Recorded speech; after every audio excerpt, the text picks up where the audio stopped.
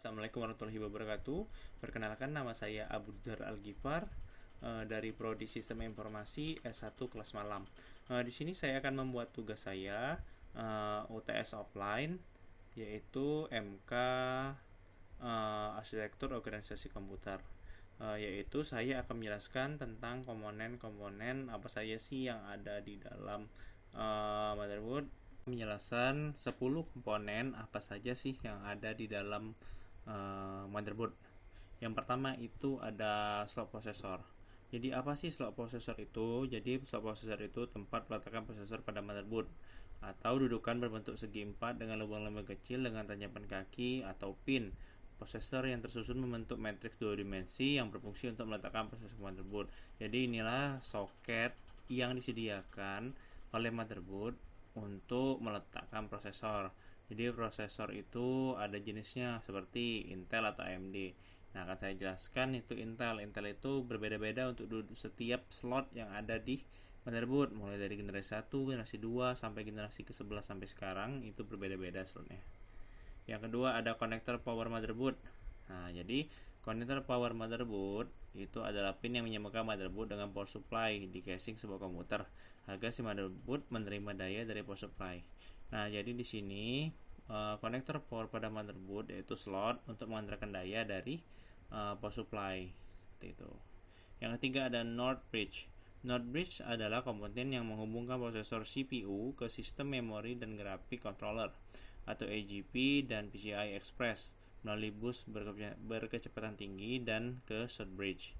Fungsi dari NOR bridge sendiri yaitu menjembatani arus pada di sekitar main memory, prosesor, front side bus, dan AGP bus yang mengatur kerja power management. Selanjutnya ada slot memory RAM. Jadi slot memory RAM itu berfungsi untuk memasang memory card atau RAM, memori atau RAM pada beberapa jenis seperti SDRAM, DDR1, DDR2, DDR3, dan DDR4. Nah, jadi slot RAM atau slot memori yang ada di motherboard tempat peletakan RAM. Jadi RAM itu berfungsi untuk menyimpan data sementara.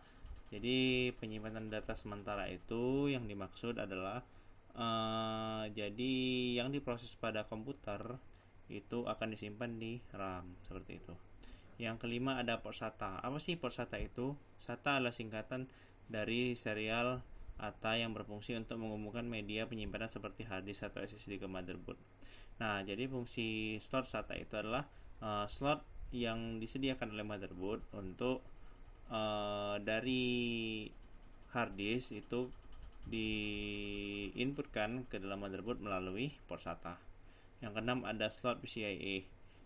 PCI Express atau PCIe atau SLAC adalah slot ekspansi yang didesain untuk menggantikan PCI bus yang lama.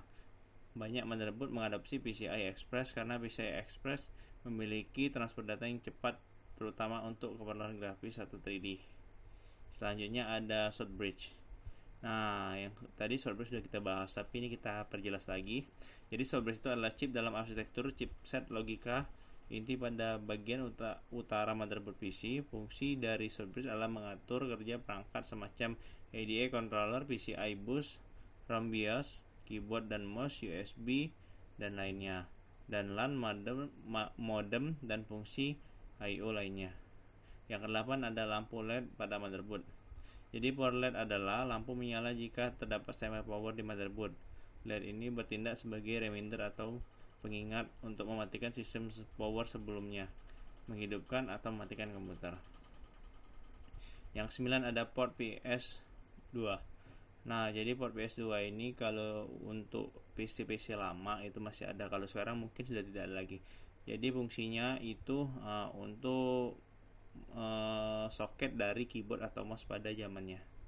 Selanjutnya ada port paralel.